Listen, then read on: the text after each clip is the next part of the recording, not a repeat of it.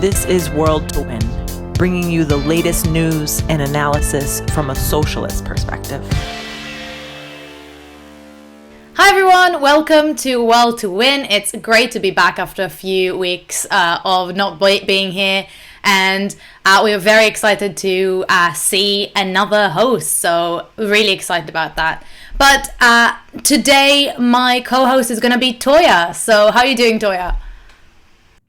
Good to see you again, Yaara. We missed you the past few weeks, but I'm glad you're back. Yeah, I'm very glad to be back, even though it's been super busy. What have you been up to? Oh, same old working, waiting for of course we have to talk about the weather, waiting for the rain to finally bring spring.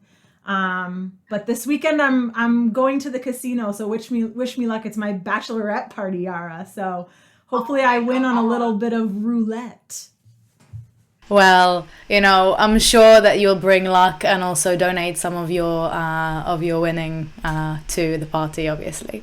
But yeah, I actually wasn't here a couple of weeks ago because I was visiting a conference of our organization of the International Socialist Alternative in Ireland, which has been really good and really interesting. So shout out to everyone who was there, who was watching. It was really good, and I'm looking forward to our England, Wales and Scotland Congress that's going to happen in a couple of weeks as well. So obviously a lot of work getting into that, but that's great. And today we're actually talking about a subject that I'm sure that you know a lot more about than me, because we're talking about the situation in the US in particular with kind of like the anti-trans, anti-gay laws. I kind of, I stopped following, to be honest. There's been so many constantly.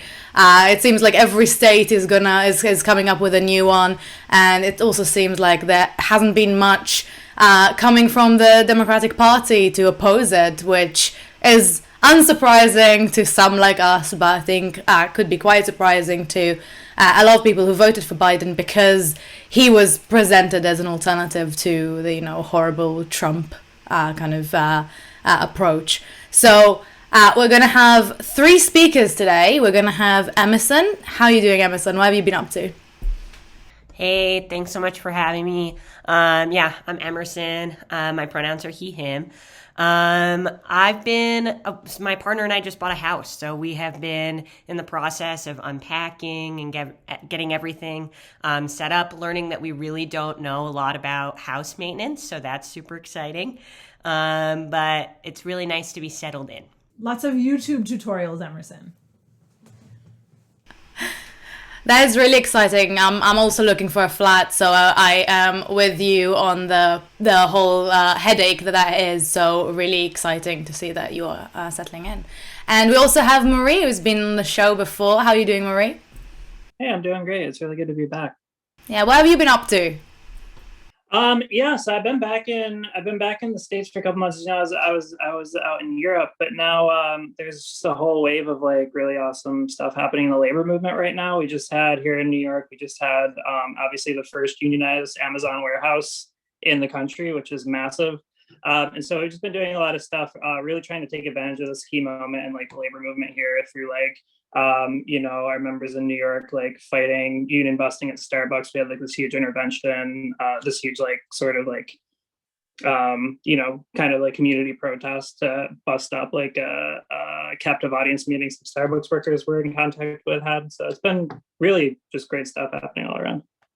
That sounds so kind of amazing and exciting to be around there. And obviously, if you haven't checked it already, we have an episode in the Starbucks unionization. It's a really good episode, so you should check that out as well.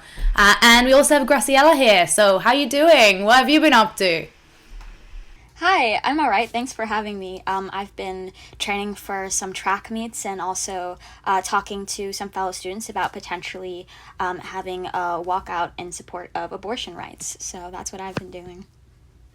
I mean, that is super important, and I feel like we're all looking to see what's happening with all of these kind of struggles in the US, which is going to be really interesting to talk about today because, as I said, I can't follow anymore. There's been so many, I think that since 2020, which feels maybe like ages ago, but actually hasn't been, there's been over 100 bills targeting queer youth particularly, trans youth as well.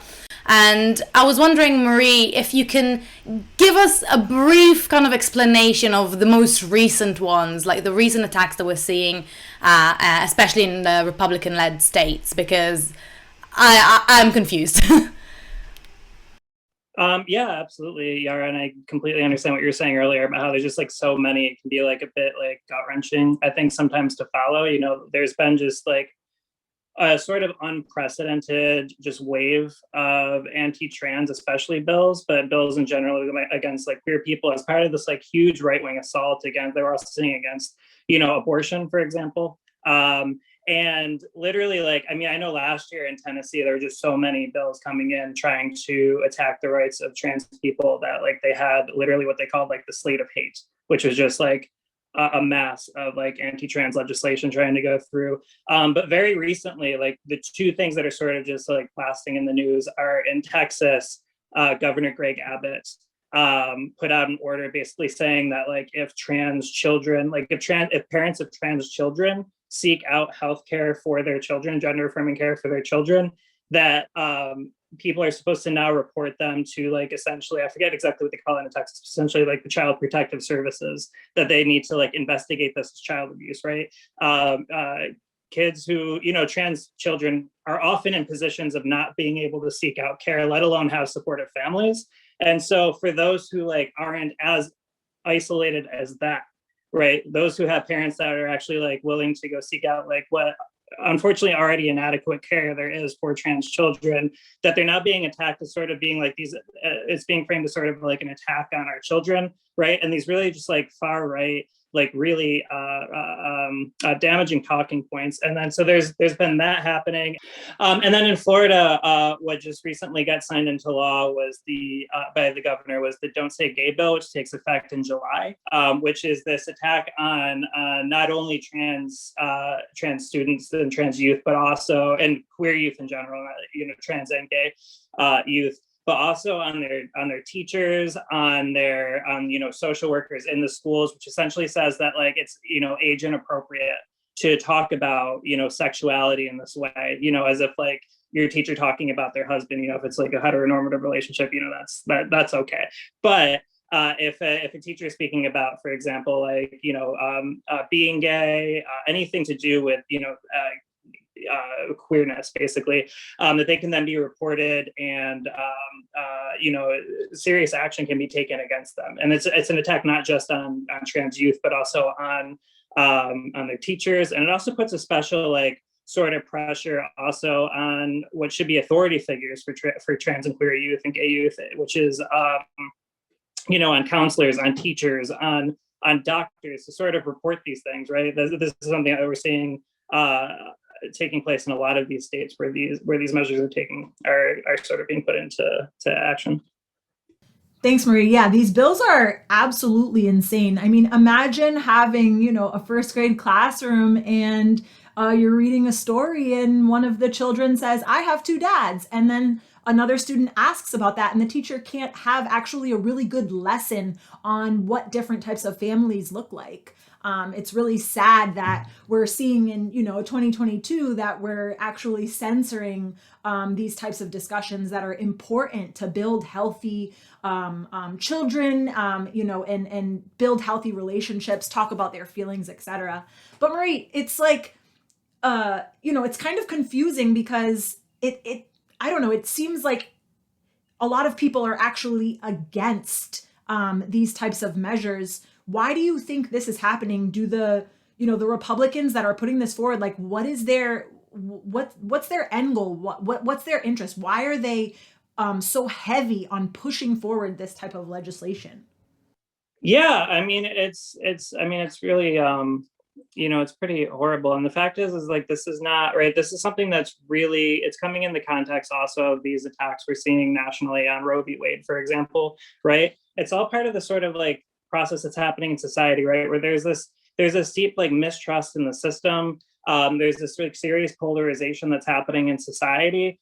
And what's happening, and also out of like the Trump administration, for example, what you saw is this really like sort of like far right rhetoric that's like really gained a lot of ground in the Republican Party, and has really sort of become a dominant feature of right-wing conservatism, where even these more traditional Republican politicians are sort of being put in a position of, as like midterms come up, as Republican primaries come up, as they see new challengers in the party, really appealing to this Trump base of these angry people who are, discontented, who are, insecure about the future, who have put this mistrust in the system and have had right-wing figures step into the place of what should be the place of working class parties, right? To say that like, they're against the system, right? That they want to drain the swamp, as was like the term during the Trump administration. And what's happening is to appeal to this crowd, what they're really doing is doubling down on, attacks by conservatives on, the rights of immigrants, on the rights of gay and trans people, on the rights of women, right? These are not new, right? These are inherent to our system, right? But they're especially doubling down that as society, is further divided in these camps, where like in some cases you see like huge unionization waves, right? You see people moving into struggle. You see more people than ever being drawn to socialist ideas. And then you also see another side where 2021, for example, is the worst year on record for trans hate crimes. And in order to shore up their right-wing base, in order to shore that up, right, this is sort of a legislative side to that statistic about hate crimes and violence and murders against trans people, in order to really seize on their voter base. Yeah, it's something that's always been really kind of interesting to me about kind of the US, because I feel like it's presented in the West and in the media as this like, beacon of hope, kind of progressive, super world power, really, that is so rich and powerful. But then at the same time, we're seeing what is basically the opposite of that. Constantly attacks on black people, attacks on trans people, queer people generally, women, all the time, in a way that's like basically the opposite of progressive, right? So I'm wondering, why is that? Like, why is it that this world power, which is presented as kind of the future, the way that everything should be, is so regressive and going back and attacking the rights of people?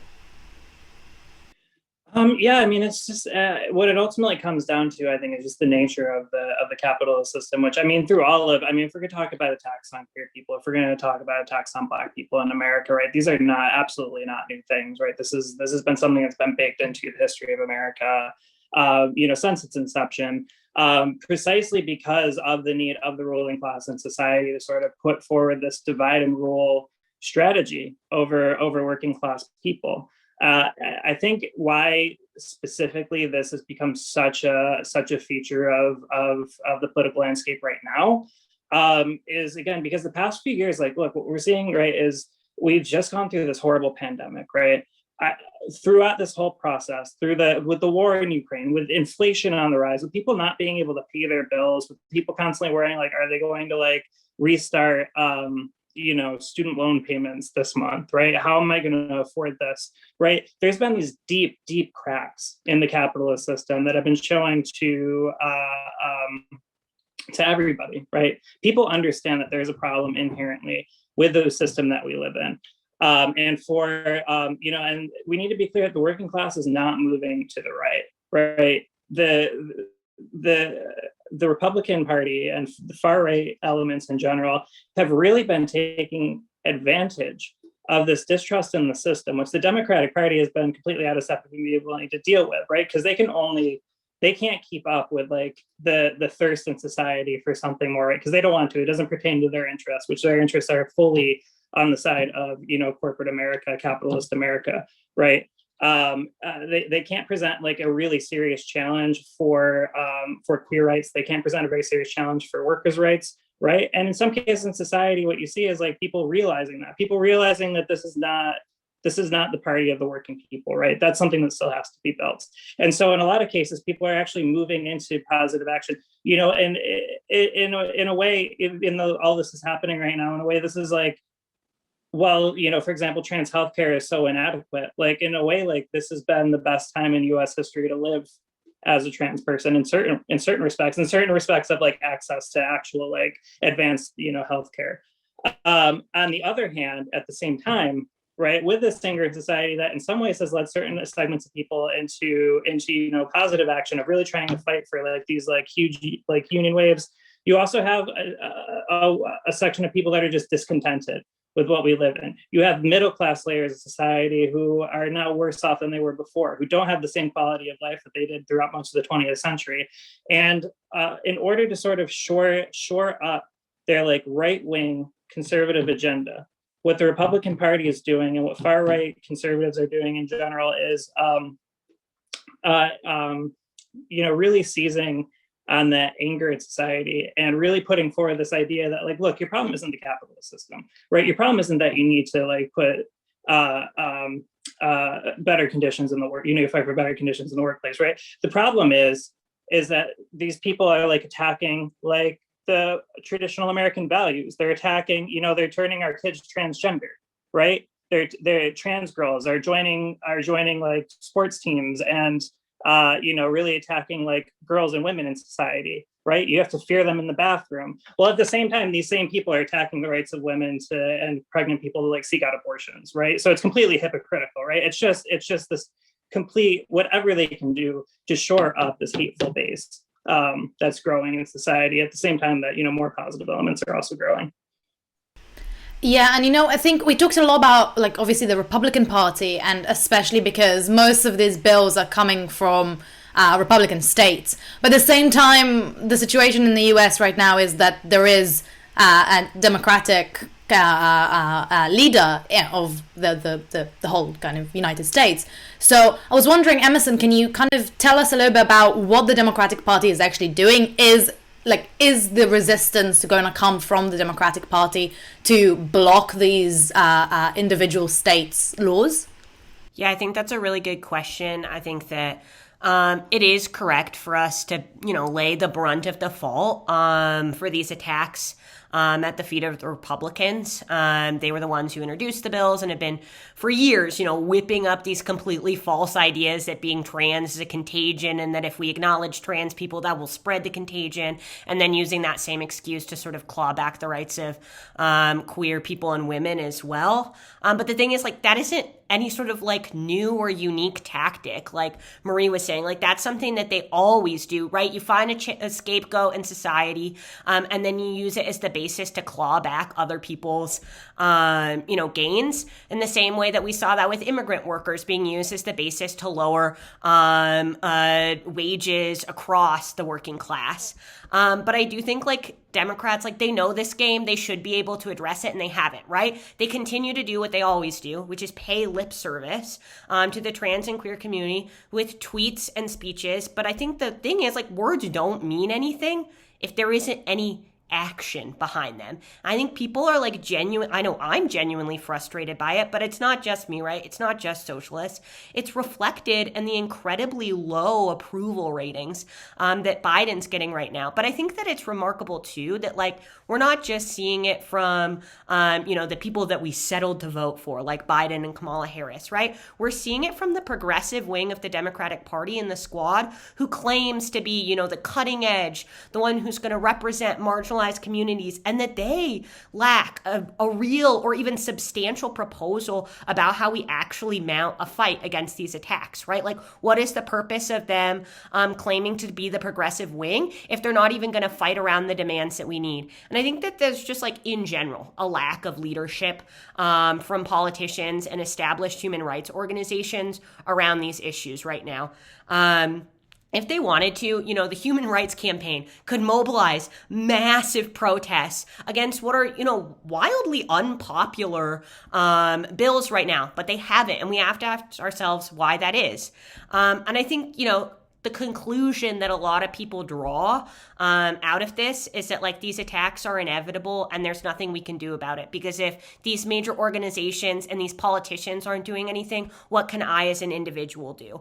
And I think that history has just shown us that that isn't true, right? That there are plenty of examples of ordinary people showing up and fighting back against attacks like this. I think for me, like one of the most inspiring things that radicalized me as a young person was learning about the ACT UP movement in the 90s, which was able to defeat, essentially a media and political blackout on talking about the issue of HIV and AIDS, right? And they did that by doing mass direct actions of working class queers and allies, right? That couldn't be ignored. And these were not organized by some nonprofit. These were democratically run protests that had structures and discussion and debate about the best way to bring the movement forward.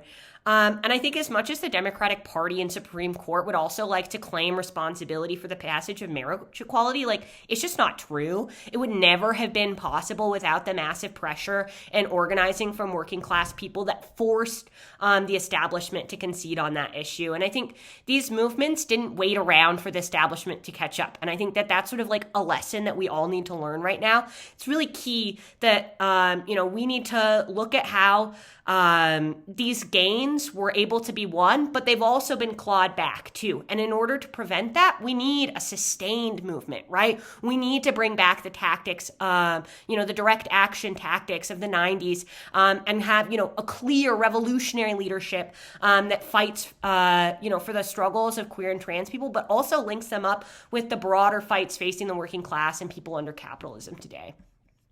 Thanks, Emerson. It's nice to hear, some inspiring examples of, throughout history that we've seen successfully push the movement forward. But you mentioned in your response a little bit about representation. And so I wanted to shift a little bit and talk about the Supreme Court nomination. There have been an insane number of clips showing the, I don't know what they call it, it looks like a court, basically the interrogation process to try to choose the next Supreme Court justice, because in the US, the Supreme Court, which is the highest court, they're appointed, they're not elected. And so the senators get to go through all these questionings, and, the Republicans are asking these insane questions, to really do what Marie said and kind of rile up their base on questions of,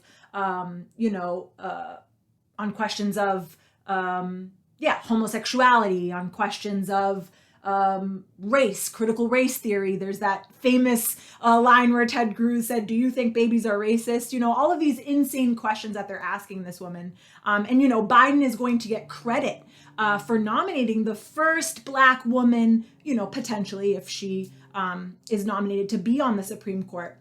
So, especially for people who are living outside of the US who may have seen some of these videos of this process, can you explain how the Supreme Court works and kind of what their role is in the United States? Yeah, the Supreme Court is a really, I don't know, it feels uniquely American to me, or I don't know, just feels very American to me as someone who lives in the US, and that the Supreme Court is seen as the highest judicial body, and it's tasked with this, amazing job of being able to make unbiased rulings on the most contentious cases, which when you say that out loud, it's there's no way that you can make an unbiased ruling on the most contentious cases. And especially when you don't have people who are democratically elected, right? There are people who the establishment is appointing to office. So that also means that there's a political agenda going into who they're even choosing to be in this position in the first place. And the other thing is these judges get to hear what they choose. So it's not as though it's just any case that comes before them. No, they get to pick and choose based on their political agenda, what cases that they want to hear and debate upon.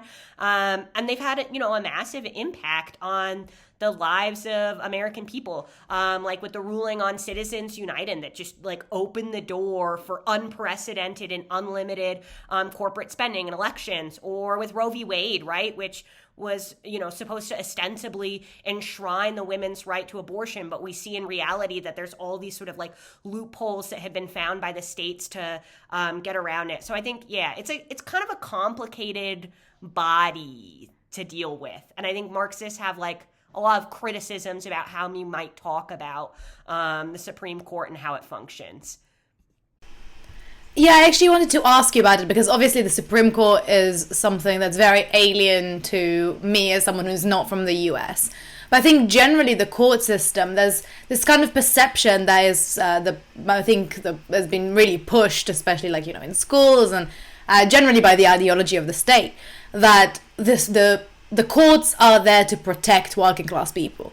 They're there beyond politics, no matter what the members of parliament or Congress or whatever system you live in, they're there to kind of take away the politics and give an objective, moral, ethical answer to all of our questions and problems and issues. And I think that the kind of the Supreme Court in the US is a glaring kind of example of how that's not the case. So I was wondering, Emerson, if you can explain to us a little bit about what kind of the Marxist approach to the court system is through this. Yeah, I think this is a really interesting question, because I think the reality is that, like, across the board, right, people would agree that the justice system is broken, yet somehow there's also this idea that the Supreme Court is going to, like, be able to have this, like, removed standpoint on things. And I think the reality is, like, I think I touched on it a little bit before, but, like, that's just not possible. You can't have a apolitical force when they're making choices about what cases to see. Like, that's fundamentally a choice, right?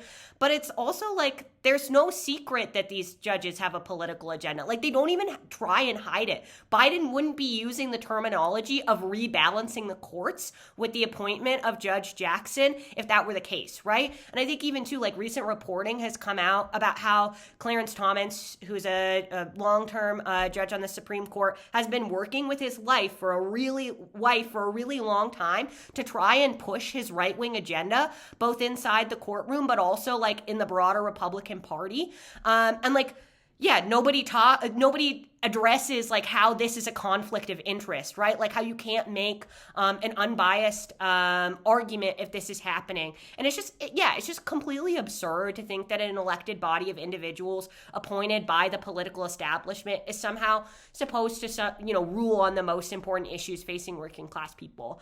But I think, like, as much as the Supreme Court isn't immune to, like, the political forces that exist, like, within the political establishment, they're also not immune to the forces of the working class, right? And I think that this is, like, best sort of shown in what happened with Roe v. Wade, because Roe v. Wade was won under Nixon, right, who is a notorious conservative president. It was also won when the Supreme Court had, like, sort of a conservative balance like it does right now, which I think is important for us to note, is that, like, this was possible because there was enormous fight back on the ground, right? They didn't accept that just because the courts were stacked against them, or because the White House was stacked against them, that they couldn't fight for the right to choose, right? And I think that we need to take up a similar approach now of saying, like, okay, if we all accept, right, the reality that these are not apolitical forces, then we should put the political pressure on them. We shouldn't just let the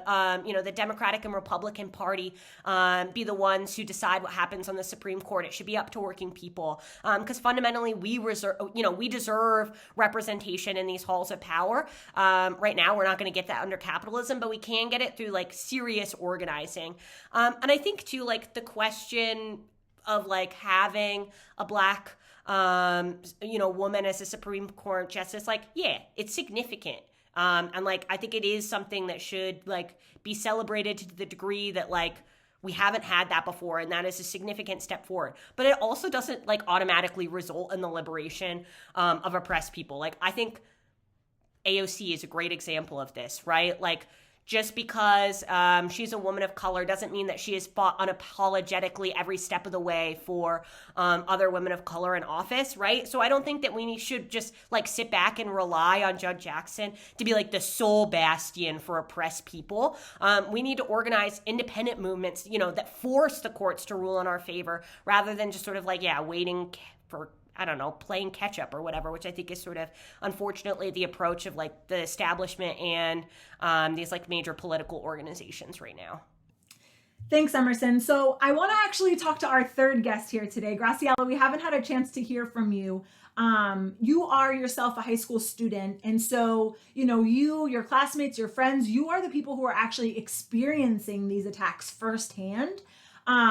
But there has been, we talked a lot about what is needed to fight back against this. Emerson said that it's not the Supreme Court that's going to do this for us. It's not the Republican Party. I mean, definitely not the Republican Party, but it's not the Democratic Party that's going to do it for us. But students across the country have been fighting back against these attacks. And not just in red states, in states that are run by Democrats, students are fighting back as well. Can you tell us a little bit about what your classmates are saying about these, attacks on trans students and how it's affecting young people in general? Yeah, there's a lot of anger from my peers and I think young people more generally about these attacks. And as a result, a lot of disillusionment in the government, in the two-party system, who are very evidently failing to protect youth, particularly the Democrats who have done little else than pay some lip service and done especially little in terms of materially helping trans youth. So in response, we've seen mass walkouts in Florida, where the Don't Say Gay bill was passed. On campuses, there were walkouts of hundreds of kids, but it's not just limited to Florida. In the city where I live, Pittsburgh, there is a demonstration against the ramifications of the Don't Say Gay bill and other attacks on queer youth, particularly focusing on the ramifications that this will have and these types of attacks will have on queer youth of color. So yeah, and I think recently, youth, particularly young women, youth of color, young queer youth, have vocally stood against oppression and ideologies that have divided the working class, and that has taken the form of the BLM movement. Since returning to in-person learning, a lot of students have staged walkouts against sexual harassment. So youth are clearly not afraid to make themselves heard and to fight for what they believe in. And just taking any sort of action. And I think that these student demonstrations are really important and seeing progress. So I think moving forward, students could connect these struggles against racism, against misogyny, homophobia, transphobia, because they're all, products of capitalism. They're all baked into this legislation by the political establishment. So I think we need to build a mass movement against all of these forms of oppression and maybe push back against some of the disillusionment in mass movements, which I think is present following all of the protests that happened in the summer of 2020, like BLM protests, which failed to win some material gains. We should push back against this and make it clear that mass movements are the most effective way of getting victories for youth, for the working class. So an important part of this would be taking up demands for more inclusive education, which is a problem that a lot of students see, more funding to broaden the scope of education more generally, and also to hire more teachers of color and to retain those teachers of color. So I think what students can do is they can organize student unions and approach their existing teachers unions or their teachers and support them. Recently in Pennsylvania, in Central York, a group of students stood with their teachers against a book ban, which book bans have been more prevalent as these attacks have intensified. These book bans generally center on banning books by queer authors of color. One of the books, I've read a couple of books that have been listed on these book bans, and one of the ones I read most recently was called The Last Night at the Telegraph Club, which is about a young Chinese American, a woman living during the Red Scare era, and it was a really great book, and I would recommend that. And so students should really stand with their teachers in opposing things like these book bans.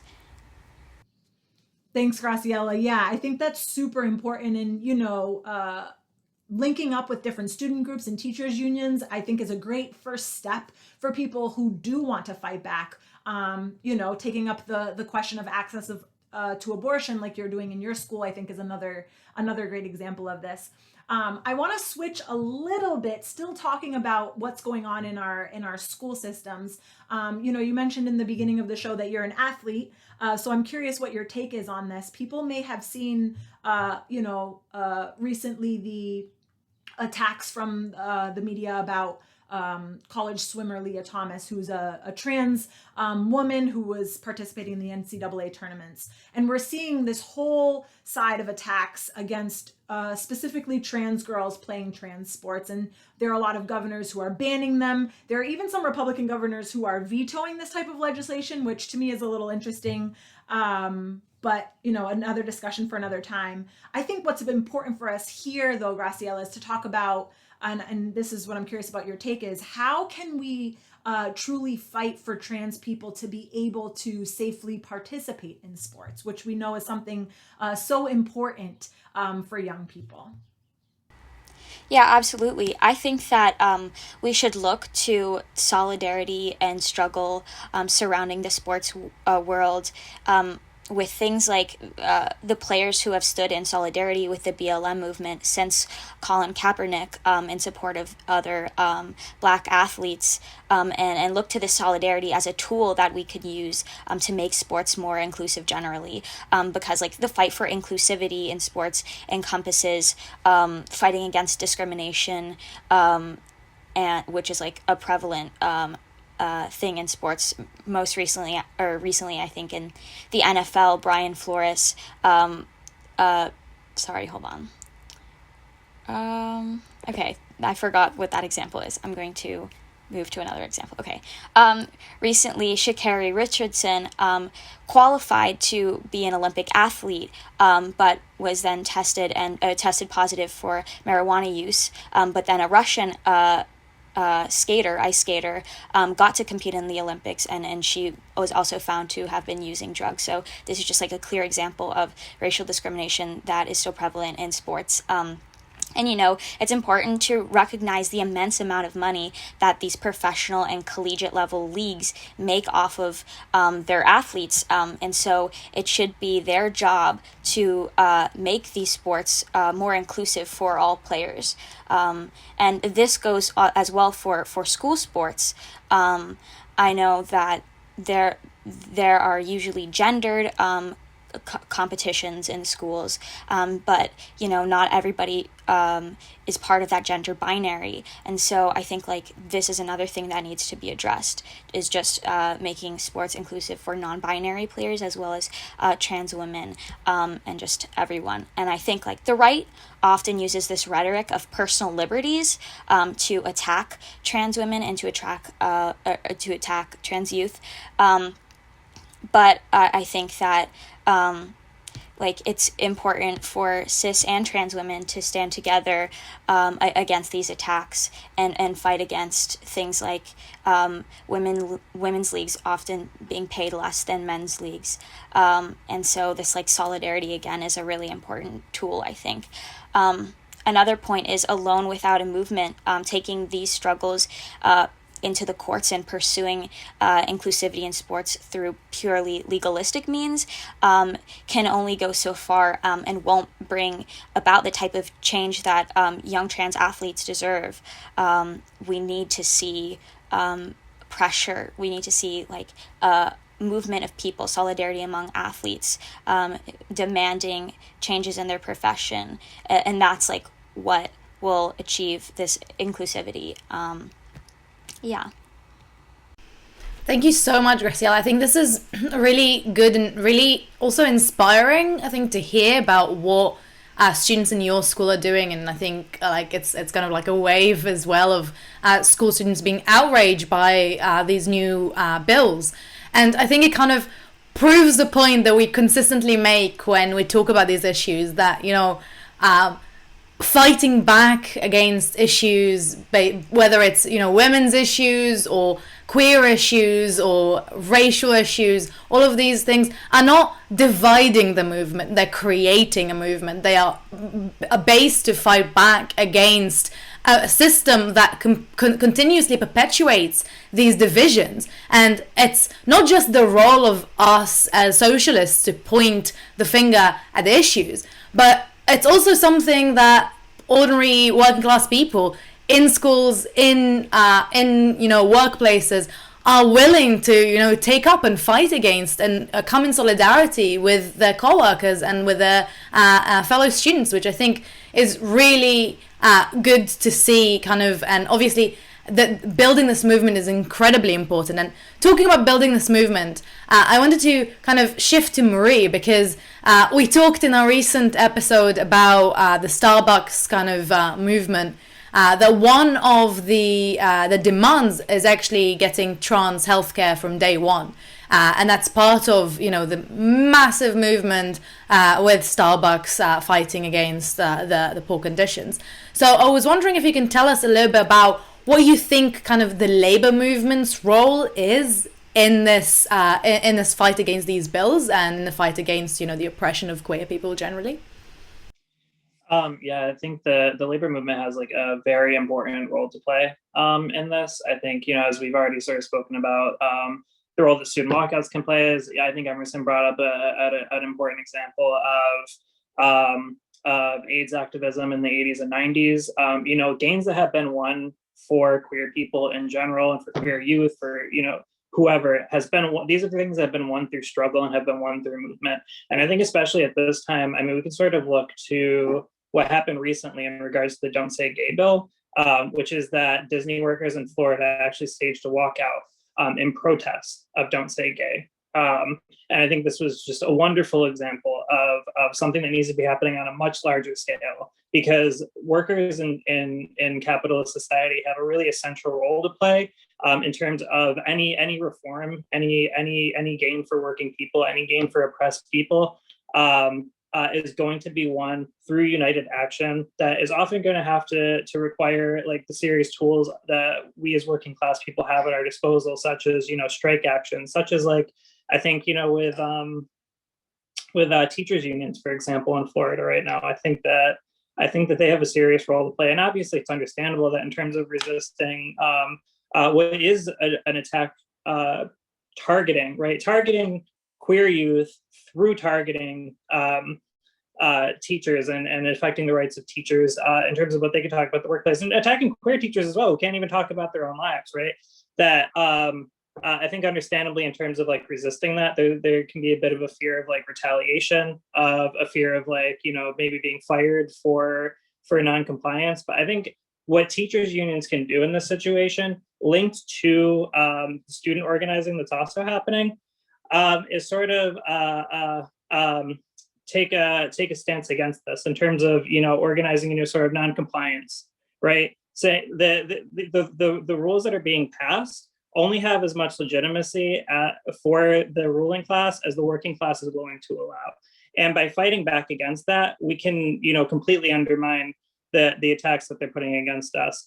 Non-compliance, I think if there are illegal firings, if there are firings for people for non-complying, that like these should be taken up by the entire like teachers union, right? In that school district, right? That like, the school should be shut down, honestly, if they're going to attack the rights of teachers in terms of what they can talk about in their workplace, that we should say an injury to one is an injury to all, and no teacher should be going into school the next day, right? That there should be very serious consequences that the ruling class is going to see if they're going to take this approach.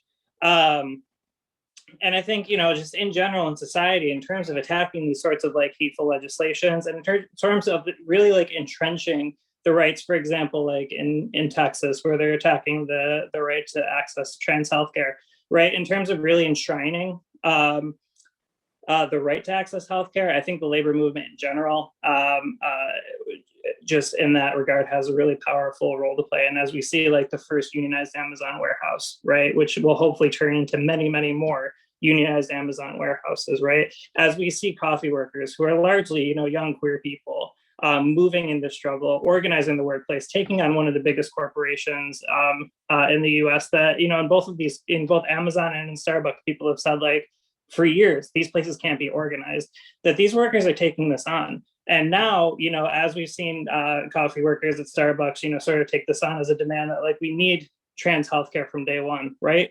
We can extend this through coordinated days of action as a fight for a broader fight for gender affirming healthcare in society, right? That we need Medicare for all, right? We can't rely on the capitalist system to afford us any of these rights. And certainly we can't rely on it for access for anybody to adequate healthcare, right? So we can extend this to a fight for Medicare for all, for, that really sees, for example, the right to gender affirming healthcare or the right to abortion access as, just non-negotiable aspects of what that system looks like.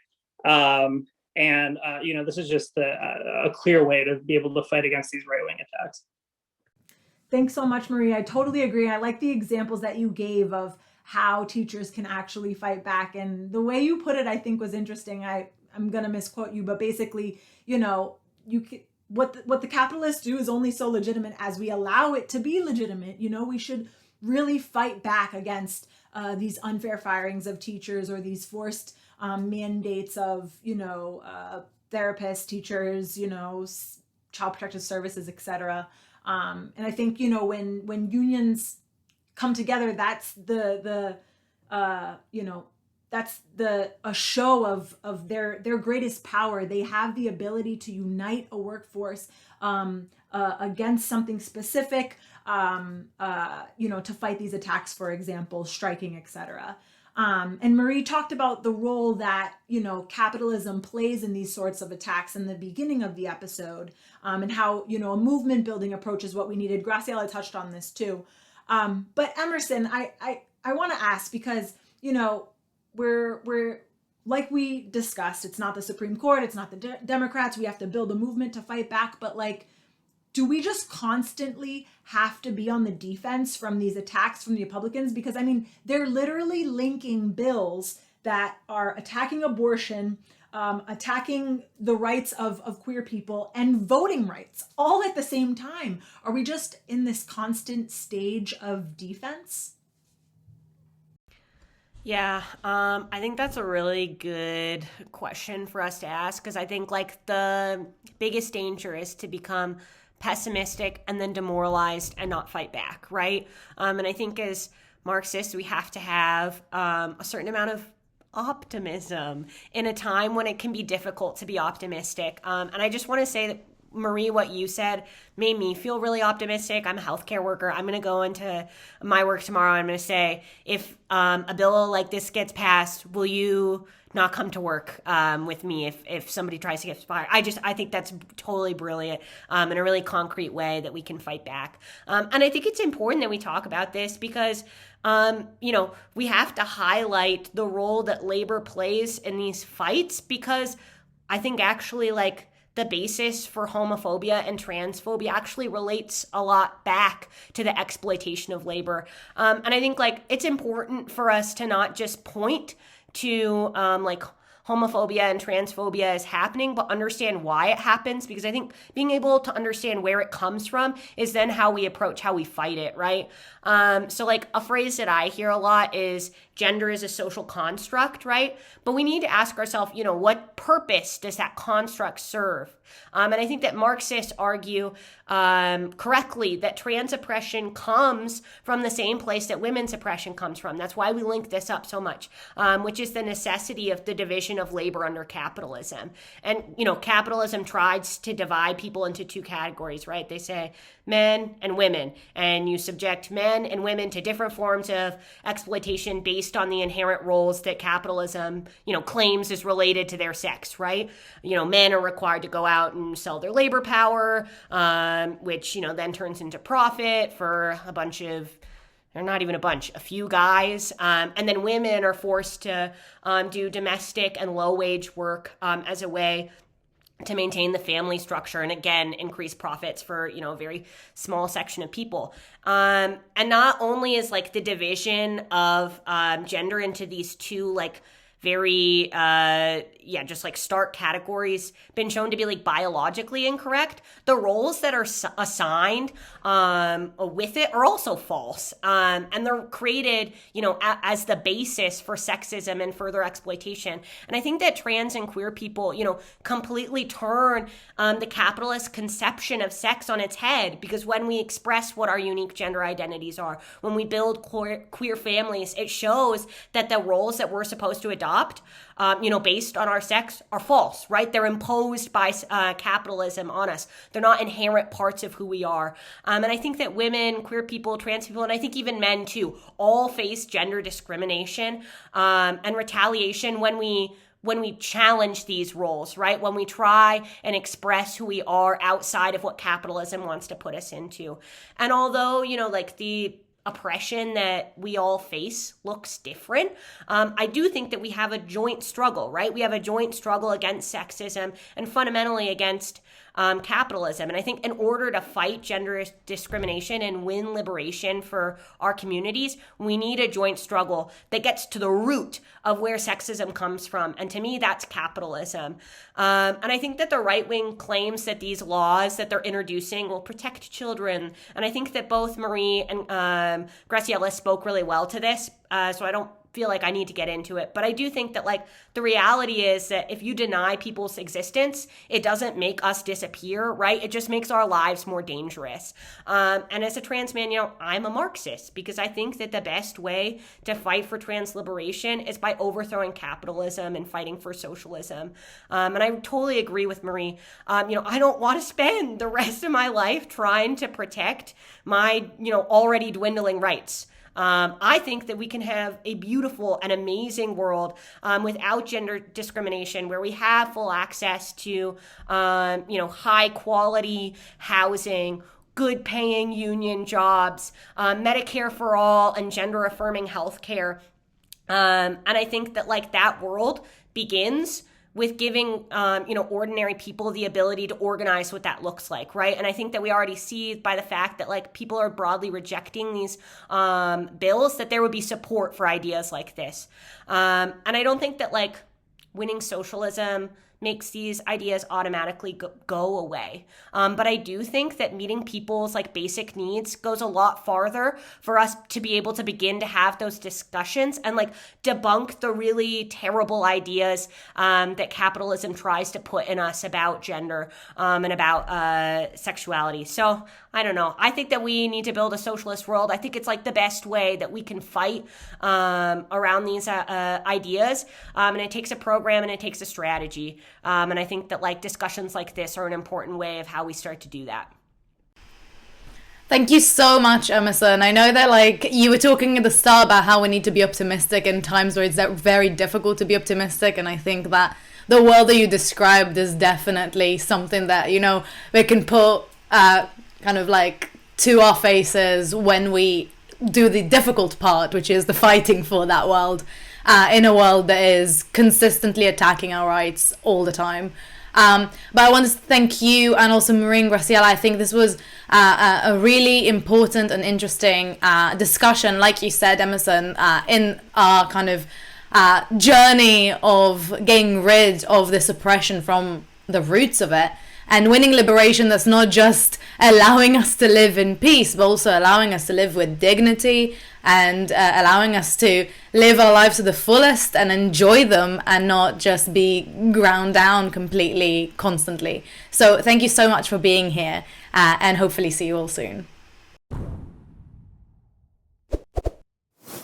What a great episode, but now it's time for the shout out of the week. And this week we are shouting out the amazing victory of the JFK 8 Amazon warehouse in New York. Now, you may remember a couple months back, we had an episode about the Union Drive called Bamazon, which was in Bessemer, Alabama. Unfortunately, they were not able to unionize their warehouse, but that did not deter other Amazon workers from continuing with this momentum. And in New York, we saw the first Amazon warehouse successfully unionize, and they are called the Amazon Labor Union. This is a huge, huge upset to Jeff Bezos, which we love to see. Super inspiring that these workers were able to do it. And yeah, so we want to give them a shout out. And you should check out our episodes that have been specifically talking about this wave of unionization that we're seeing. Like I said, the Bamazon one, but also we talked to coffee workers in the US and Ireland who are unionizing their workplaces as well. So thank you for tuning in, and we will see you in 2 weeks. This is World to Win. Every Sunday, we broadcast with speakers from across the globe, bringing you the latest news and analysis on the fast-moving global events from a socialist perspective. Subscribe to the International Socialist Alternatives YouTube page and click the bell to get notified when we go live for a new episode. Like us on Facebook and follow us on Instagram because there's a lot to do and we have a world to win. When we fight! When we fight! When we fight! Solidarity!